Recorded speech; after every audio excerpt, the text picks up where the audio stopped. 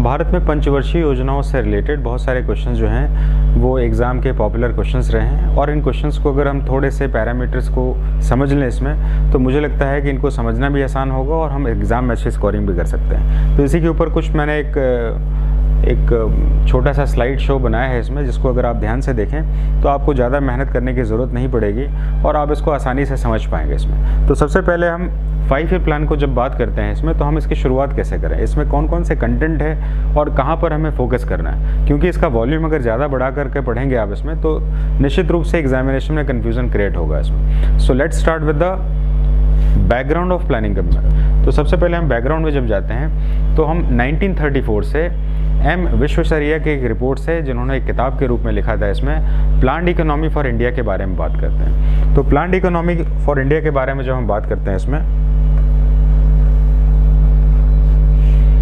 तो 1934 में ये एग्जामिनेशन के क्वेश्चंस आ जाते हैं। तो हम 5 ईयर प्लान के बैकग्राउंड में पहले चलते हैं और इसके एग्जाम के क्वेश्चंस को सॉल्व करते हैं। तो 5 ईयर प्लान में सबसे पहले जो है 1934 में प्लान्ड जैसा वर्ड जो है एम विश्वेश्वरैया के द्वारा जो है प्लान्ड इकोनॉमी फॉर इंडिया में आया। तो ये हमारे एग्जाम का दूसरा क्वेश्चन। नेक्स्ट है 1938 में पंडित जवाहरलाल नेहरू के द्वारा जो है एक कमेटी बनाई गई। इस कमेटी का नाम था नेशनल प्लानिंग कमीशन।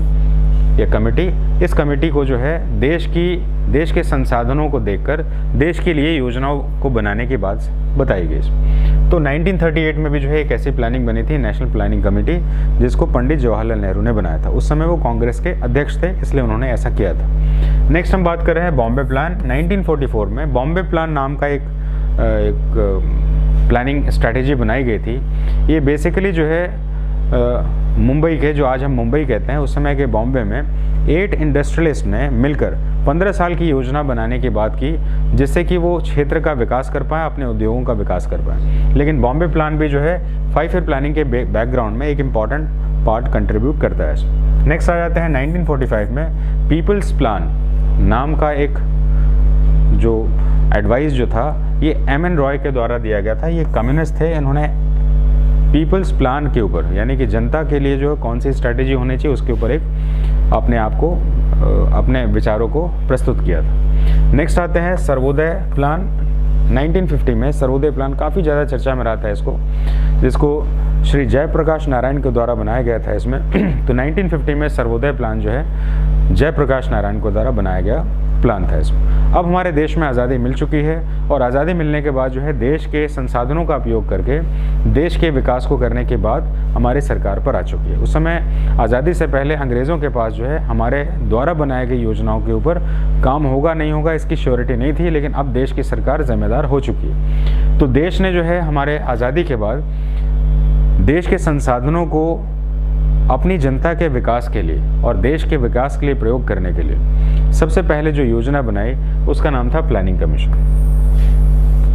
हमें ध्यान रखना होगा प्लानिंग कमीशन का बैकग्राउंड, जो क्वेश्चन आता है इसमें, कि प्लानिंग कमीशन जैसा, जो प्लानिंग कमीशन का जो काम था इसमें देश के लिए योजनाएं बनाना और लंबी योजनाएं बनाना, और देश में 5 साल की योजनाएं जो बनती हैं वो प्लानिंग कमीशन के द्वारा बनाई जाती हैं। और प्लानिंग कमीशन जो है उसका जो चेयरमैन होता है वो भारत का प्रधानमंत्री होता है। तो भारत में प्लानिंग कमीशन जो है 15 मार्च 1950 के दिन बनाई गई इसमें, जो कि एक सलाहकारी संस्था है, एक एडवाइजरी कमेटी है। एडवाइजरी कमेटी इसलिए वर्ड यूज़ किया जाता है क्योंकि पूछा जाता है प्लानिंग कमीशन, क्योंकि अभी तो ये अस्तित्व में नहीं है, अब तो नीति आयोग आ चुका है इसमें। तो प्लानिंग कमीशन संवैधानिक संस्था है, गैर संवैधानिक संस्था है, या एक सलाहकारी संस्था है। तो ऐसे करके एग्जाम में क्वेश्चंस आते हैं जिसमें आपको एडवाइजरी कमेटी वाला जो है सेक्शन, ये एक एडवाइजरी बॉडी है जो सरकार को सिर्फ एडवाइस देती है, संविधान में इसका कोई उल्लेख नहीं किया गया। तो हमें ध्यान रखना होगा प्लानिंग कमीशन का फॉर्मेशन। इसके अध्यक्ष कौन होते हैं? भारत के प्रधानमंत्री होते हैं। तो जब हम प्लानिंग कमीशन और भारत के प्रधानमंत्री की बात करते हैं, तो लेकिन ये तो एक ऐसी संस्था होगी जो सिर्फ केंद्र के लिए बनाई है। तो हमारे देश में जो राज्यों का विकास होगा, जो केंद्र की सरकार वाली पार्टी की नहीं है, तो वहाँ का विकास कैसे होगा फिर ये? इसके लिए हमारे देश में उनको बैलेंस करने के लिए एक दूसरी कमेटी बनाई गई, ऑर्गेनाइजेशन, जिसको NDC, नेशनल डेवलपमेंट काउंसिल कहा गया, और इसकी स्थापना हुई 6 अगस्त 1952 के दिन। तो 6 अगस्त 1952 के दिन जो है NDC, नेशनल डेवलपमेंट काउंसिल की स्थापना हुई। इसके अध्यक्ष भी प्रधानमंत्री रहते हैं, लेकिन इस बॉडी में, NDC में जो है देश के जितने भी राज्य और केंद्र शासित प्रदेश हैं, उनके मुख्यमंत्री, उनके राज्यपाल और उनके उपराज्यपाल की भी सहमति होती है, यही उस बॉडी के जो है सदस्य होते हैं। और इसके कारण जो है ये काफ़ी बड़ी बॉडी होती है और इसको हम सुपर कैबिनेट के नाम से भी जानते हैं। तो यहाँ पर हमें देखना होगा कि प्लानिंग भारत में 5 साल की योजनाएं जो हैं इन बैकग्राउंड के ऊपर बेस्ड करती हैं, जिसमें कि प्लानिंग कमीशन है और एनडीसी है। प्लानिंग कमीशन कब बना है इसमें? 15 मार्च 1950 को। और नेशनल डेवलपमेंट काउंसिल कब बना है इसमें? 6 अगस्त 1952। लेकिन एक दूसरा मेन क्वेश्चन ये आता है कि इनका ऑब्जेक्टिव क्या था, प्लानिंग कमीशन बनाई किस लिए गया था? प्लानिंग कमीशन भारत में 5 साल की योजनाओं को किस तरह से काम करना उसके लिए बनाया गया था। तो दूसरा क्वेश्चन आता है 5 साल की योजनाओं को भारत में किस देश के साथ सहयोग से बनाया था? तो ये क्वेश्चन का जवाब है भारत में 5 साल की योजनाओं को बनाने का श्रेय जो है वो रूस को जाता है इसमें, कि रूस को देखकर जो है या रूस के सहायता से हमने भारत में 5 साल की योजनाओं को हमने बनाया था। तो यहाँ पर जो है हम बैकग्राउंड से रिलेटेड जो है 5 ईयर प्लानिंग के क्वेश्चंस को सॉल्व कर सकते हैं। अभी हम बात करेंगे फर्स्ट 5 ईयर प्लान के बारे में। फर्स्ट 5 ईयर प्लान से रिलेटेड हमारे कौन से क्वेश्चंस आते हैं और इसको कैसे डील करना है उसके ऊपर थोड़ी सी बात करें। तो सबसे पहले जो है इसका टेन्योर क्या है, इसका मॉडल क्या है और इसका उद्देश्य क्या है। 3 बातों का हमेशा ध्यान रखें किसी भी 5 ईयर प्लान पर, तो उसके क्वेश्चन जो है लगभग आपके रीच में आ जाएंगे इसमें। और क्या है 1951 से लेकर 1956।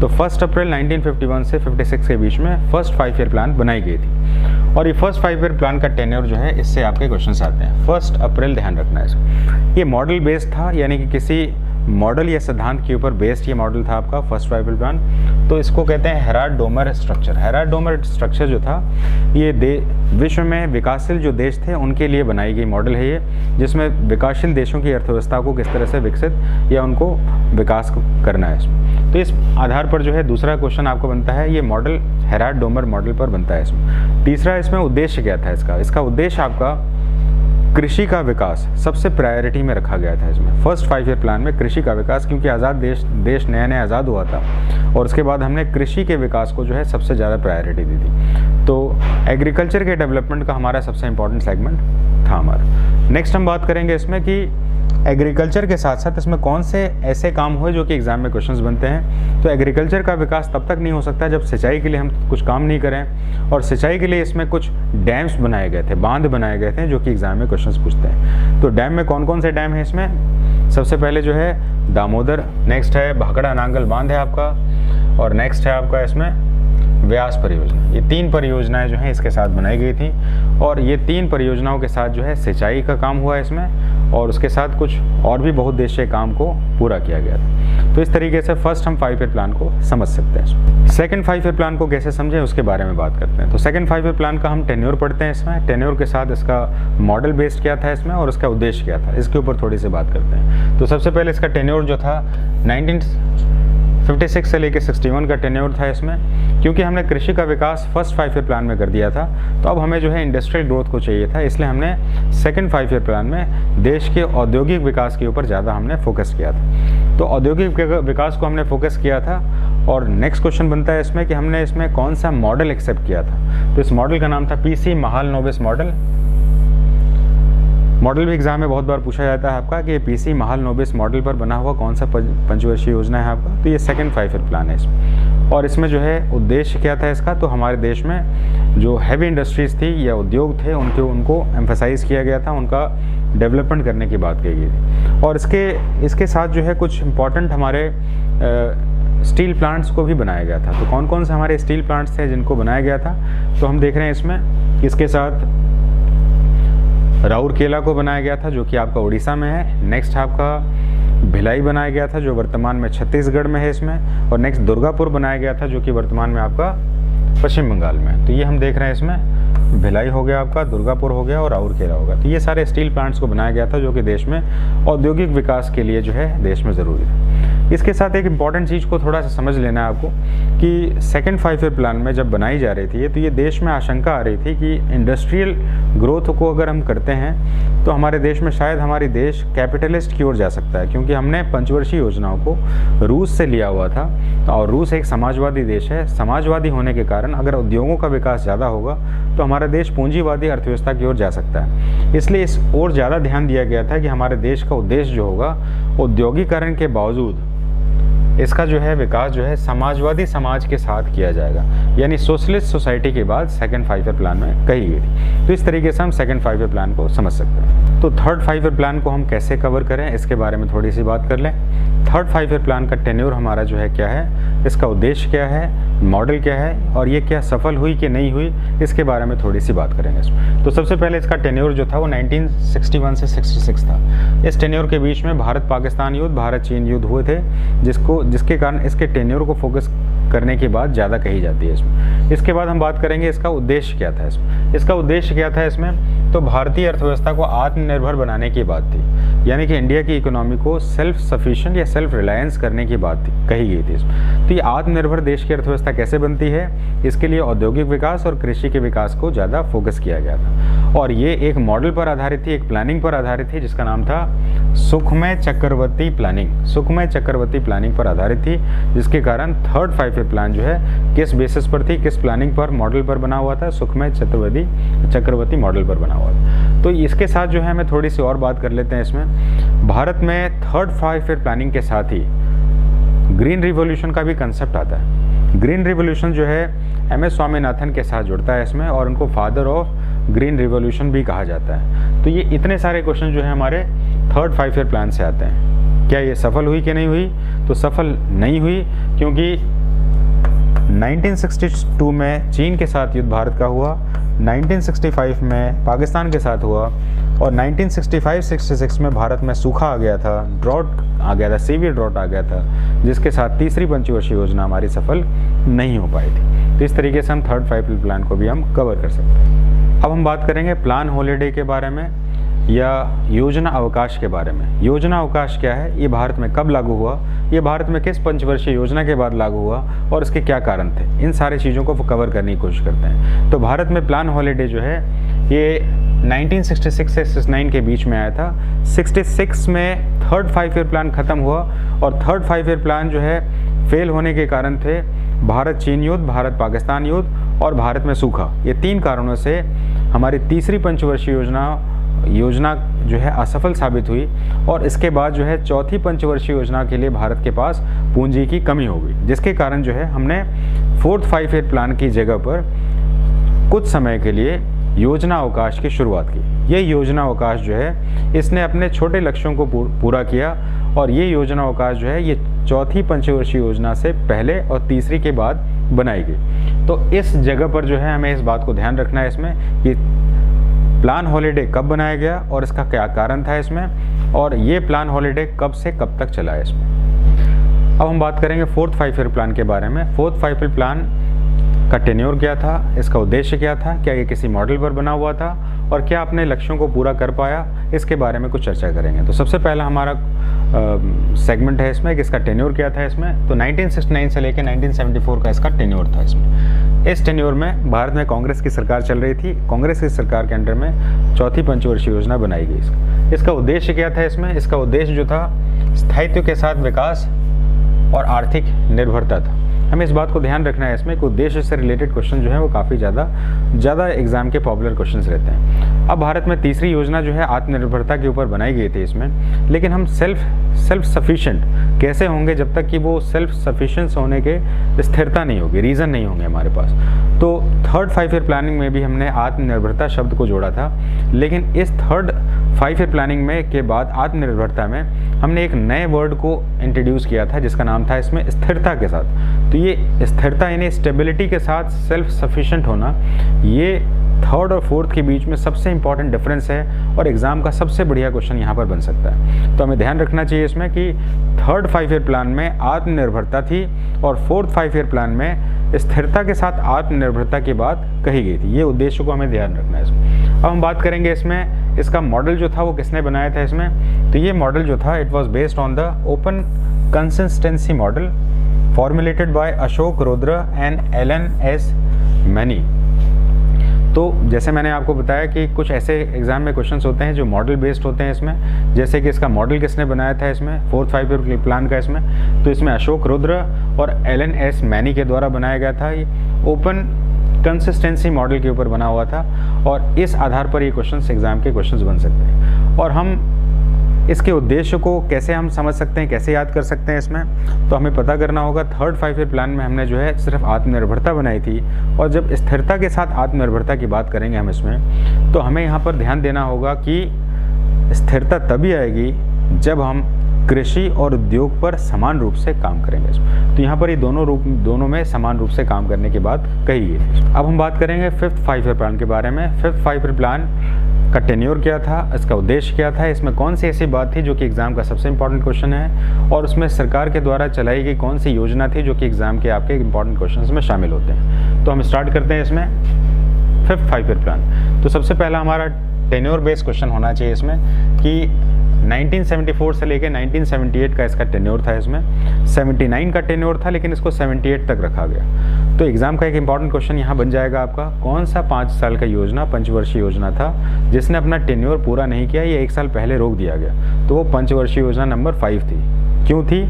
क्योंकि कांग्रेस की सरकार जो है अस्थिर हो गई थी और जनता पार्टी की सरकार आ चुकी थी, और जनता पार्टी की सरकार ने कांग्रेस के द्वारा बनाई गई 5 साल की योजना, पंचवर्षीय योजना को, जो फिफ्थ वाली थी, इसको 1 साल पहले ही भंग कर दिया था, जिसके कारण फिफ्थ 5 ईयर प्लान जो है 1 साल पहले ही भंग हो चुका था। इसलिए इसके टेन्योर से रिलेटेड पहला क्वेश्चन बन जाएगा, यानी कि फिफ्थ 5 ईयर प्लान का टेन्योर जो था वो 1974 से 79 था, लेकिन 1 साल पहले ही बंद कर दिया गया था जनता पार्टी की सरकार के द्वारा। अब हम बात करेंगे टेन्योर के साथ साथ इसका दूसरा इंपॉर्टेंट एग्जाम का जो क्वेश्चन आता है, इसका ऑब्जेक्टिव क्या था, इसका उद्देश्य क्या था।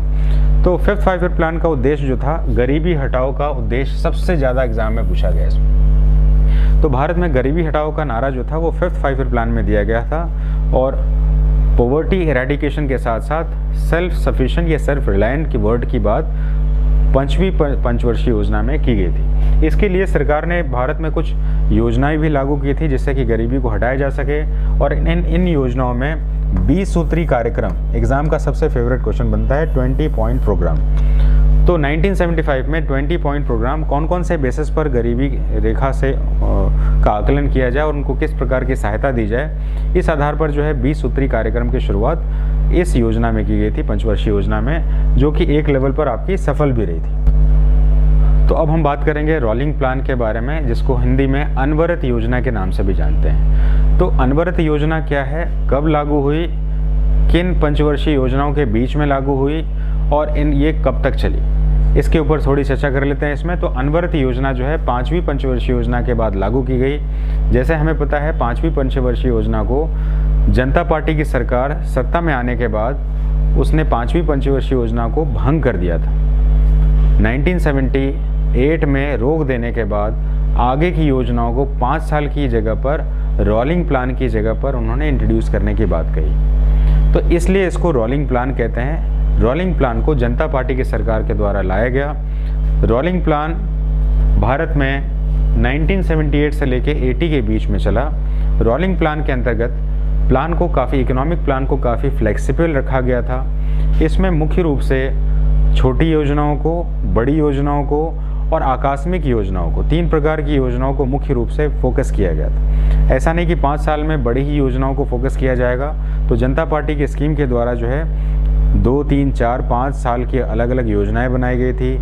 देश में कोई ऐसी इकोनॉमिक प्लानिंग है तो इमरजेंसी में भी लॉन्च करने की बात की गई थी इसमें, और देश में 1 साल की योजनाओं को बनाने की भी बात की गई। तो ऐसी योजनाओं को, यानी कि उस समय की डिमांड भी थी, और अनवरत योजना के नाम से ये जानी जाती है। ये फिफ्थ 5 ईयर प्लान के बाद बनी थी, लेकिन जनता पार्टी की सरकार बहुत लंबे समय तक काम नहीं कर पाई, और 1980 में इलेक्शन के बाद दोबारा कांग्रेस पार्टी सत्ता में आ गई और अनवरत प्लान को बंद कर दिया गया।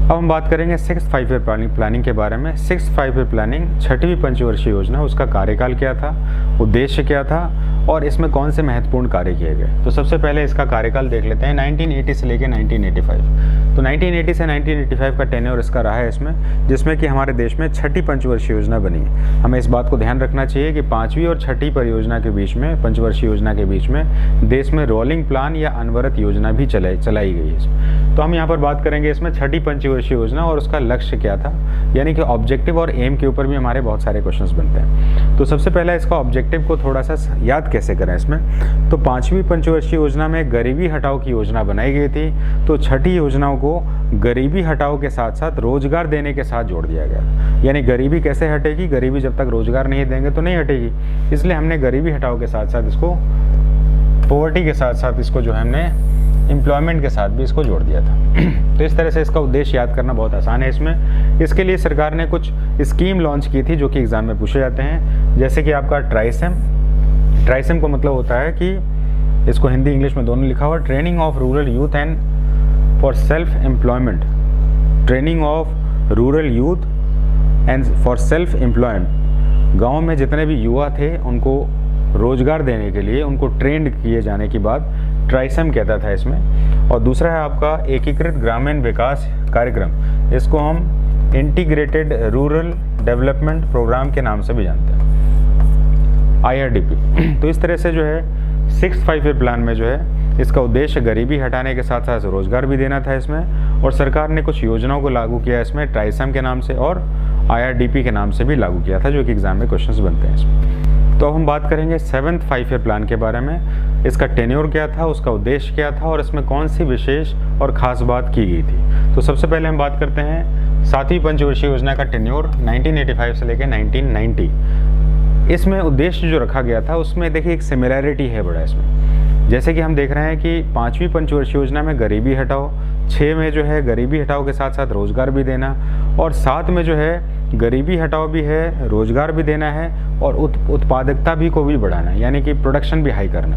यानी कि 7th 5-year प्लान में जब जाएंगे इसमें तो यहाँ पर उत्पादकता या प्रोडक्शन के ऊपर हम बात करने वाले हैं इसमें। तो इसको हम कैसे याद करें, इसमें उत्पादकता को बढ़ाना देना, रोजगार देना, आधारित सामाजिक व्यवस्था को करना इसमें। तो हमें ध्यान रखना होगा, कुछ एक टर्म है जिसको हम चैनलाइज करें तो याद हो जाएगा हमें। तो यहाँ पर हम देख रहे हैं इसमें objective was to increase productivity, generate employment, create strong foundation of equity and justice based on social system and technology. तो इतना बड़ा याद करने की जगह पर अगर ध्यान दें इसमें कि सबसे पहले 5वीं में जो है आपको क्या करना था, गरीबी हटाओ, 6 में क्या करना था, गरीबी हटाओ के साथ रोजगार भी था, और नेक्स्ट आपका 7 में क्या है, इसमें गरीबी हटाओ तो है ही, इसमें रोजगार देना तो है ही इसमें, लेकिन रोजगार देंगे तो प्रोडक्शन भी तो होगा, तो प्रोडक्टिविटी पे ध्यान देना है। तो यहाँ पर प्रोडक्टिविटी यानी उत्पादकता के ऊपर जो अगर आप ध्यान रखें इसमें तो 7वीं पंचवर्षीय योजना का उद्देश्य आप पूरा समझ सकते हैं। नेक्स्ट है इसमें इसका ऑब्जेक्टिव और नारा क्या है, what was the slogan in this.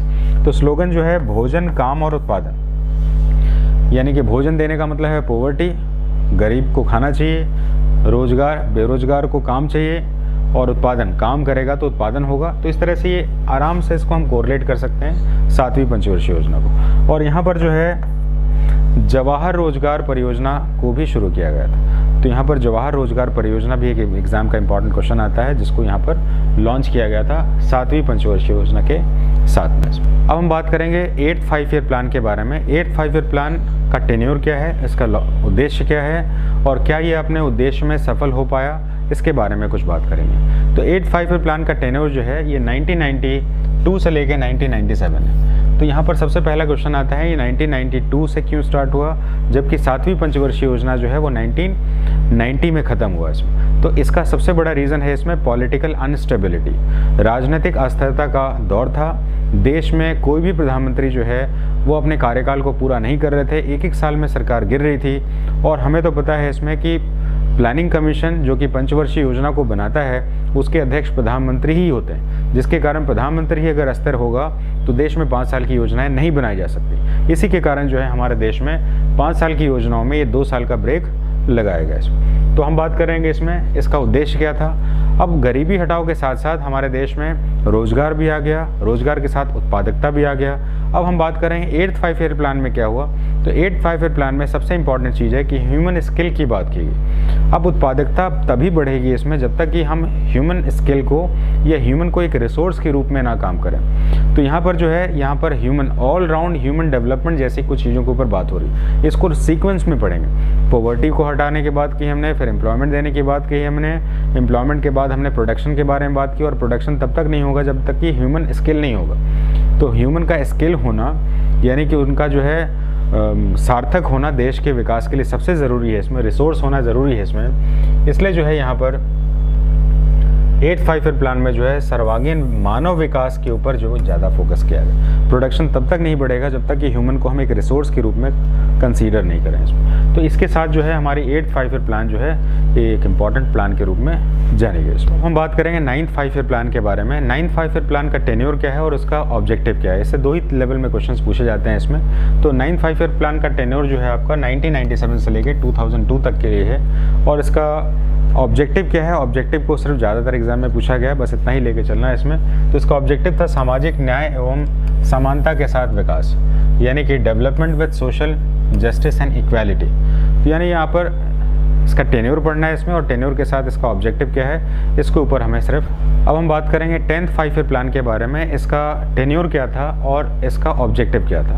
ये 2 सेक्शन से इसके क्वेश्चंस बनेंगे इसमें। तो टेन्योर में हम देख रहे हैं इसमें 2002 से लेकर 2007 तक इसका टेन्योर है इसमें। और इसका ऑब्जेक्टिव जो था इसको थोड़ा सा कोरिलेट करेंगे इसमें। भारत में बेरोजगारी तो आज भी बनी हुई है इसमें, भारत में प्रोडक्शन आज भी एक प्रॉब्लम बना हुआ है इसमें। तो इस लेवल पर जो है इसको थोड़ा सा एक मिक्सअप करके बनाया गया था इसमें। देश में गरीबी बेरोजगारी समाप्त करना और अगले 10 साल में आय को दोगुना करना, ये कुछ ऐसा सेगमेंट है इसमें जो कि एग्ज़ाम का बहुत ज़्यादा क्वेश्चंस नहीं बनता है इसमें। लेकिन फिर भी जो है गरीबी बेरोजगारी जैसे चीज़ हमारी 5 साल की योजना, पंचवर्षीय योजना, 5वीं पंचवर्षीय योजना से लेकर उसके बाद आज तक ये बनी हुई है। प्रत्येक सरकार जो है वो अपने चुनाव के एजेंडा में, चुनाव के अपने जो उनके वादे होते हैं उसमें गरीबी हटाओ का नारा हमेशा ही देती है। तो कुछ ऐसे मिक्सअप सेगमेंट को रखा गया इसमें कि देश के विकास के लिए गरीबी हटाओ उसमें और सबका विकास करना, 10 साल में आय को दुगनी करना, कुछ ऐसा मिक्सअप वाला सेगमेंट इसको रखा गया था इसमें। तो 9th 5 प्लान का जो है हमारा ऑब्जेक्टिव अगर देखा जाए इसमें तो and poverty employment in the country and double per capita income in 10 years. तो इसको हम इस तरह से जोड़ सकते हैं इसमें। हालांकि 9th 5 प्लान का ऑब्जेक्टिव जो है इतना ज़्यादा इंपॉर्टेंट नहीं होता है इसमें, क्योंकि इसमें बहुत सारे ऑब्जेक्टिव को लेकर शामिल किया गया था इसमें। अब हम बात करेंगे 11th 5 प्लान के बारे में। 11th 5 प्लान जो है उनका टेन्योर क्या है और ये देश की सबसे सफल योजना क्यों मानी जाती है, इसके बारे में थोड़ी सी बात करेंगे।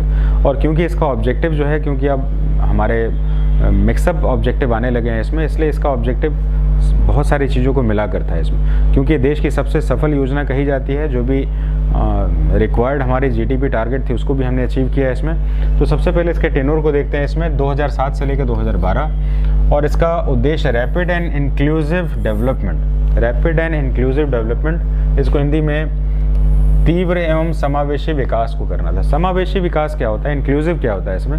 हमारे देश में हर एक क्षेत्र, जैसे कि मान लेते हैं हम स्टील का क्षेत्र हो गया, मान लेते हैं इसमें फिशरीज़ का हो गया, इसमें रूरल डेवलपमेंट हो गया, इसमें इंडस्ट्रियल डेवलपमेंट हो गया, इसमें हर एक क्षेत्र के डेवलपमेंट को इंक्लूज करने की बात होती है, समावेश करने की बात होती है। तो हमारे देश में रैपिड एंड इंक्लूसिव डेवलपमेंट, यानी सभी चीज़ों को मिलाकर डेवलपमेंट करने की बात 11th में कही थी। और ये देश की अब तक की सबसे सफल योजना रही है इसमें। और इसका जीडीपी जो अचीवमेंट जो था वो 8% का था, जिसके कारण जो है ये योजना जो है सबसे सफल मानी जाती है इसमें। अब हम बात करेंगे कि देश की सबसे आखिरी पंचवर्षीय योजना 5 ईयर प्लानिंग कौन सी थी और इसका टेन्योर क्या था और इसका ऑब्जेक्टिव क्या था। इसके एग्ज़ाम में ऑब्जेक्टिव और एम से रिलेटेड ज़्यादा क्वेश्चंस पूछे जाते हैं, इसलिए हम यहाँ पर ज़्यादा फोकस करेंगे इसमें। तो हमारे देश में सबसे अंतिम पंचवर्षीय योजना कब बनाई गई इसमें, ये बनी थी 2012 से लेकर 2017 के बीच में। हमें ध्यान रखना होगा कि 2012 से 17 का टेन्योर ज़रूर था इसमें, लेकिन हमारे देश में 2014 में कांग्रेस की जगह जब बीजेपी पूर्ण अधिकार के साथ, पूर्ण मतलब मेजॉरिटी के साथ जो है जब सत्ता में आ गई इसमें, तो कांग्रेस के द्वारा बनाई गई 5 ईयर प्लानिंग का जो कंसेप्ट था इसको रिप्लेस करने के मूड में आगे चुकी थी। और इसलिए ये 5 ईयर प्लान के ऊपर ज़्यादा फोकस ना करके वो अपने लिए एक नई योजना लेकर आ रही थी, जिसको हम नीति आयोग के साथ हम पढ़ेंगे बाद में इसमें। लेकिन यहाँ पर जो है ये भारत की अंतिम 5 ईयर प्लानिंग को समझ लेते हैं।